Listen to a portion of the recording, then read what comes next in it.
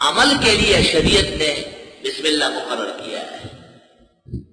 جب آدمی اپنی اہلیت سے ملاقات کرتا ہے، ایک زندگی کا مسئلہ ہے، بشریت کا جائز تقاضا ہے، اللہم جنبنا الشیطان وجنب الشیطان مما رزقتنا، خدایا شیطان ہم سے دور فرما، اور جو بچہ آپ دینے والے ہیں اس کو بھی شیطان سے بچا۔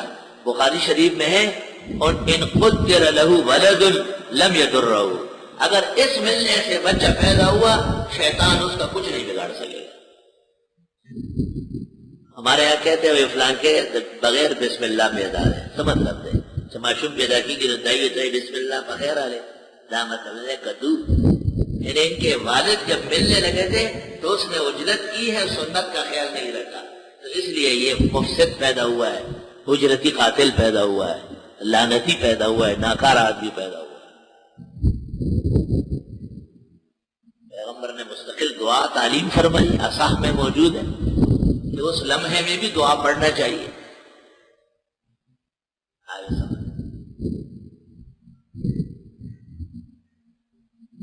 اور برکتیں بھی ساتھ بیان فرمائی کہ ان قدر لہما ولد، اگر اس ملنے سے بچہ جڑ گیا تو شیطان اس کا کچھ نہیں بگاڑے۔ بخاری شریف میں ہے کہ چونکہ حضرت مریم کی والدہ نے دعا مانگی تھی، اس لیے مائی مریم جب پیدا ہوئی اور عیسیٰ علیہ السلام تو شیطان ان کو چھیڑ نہ سکا۔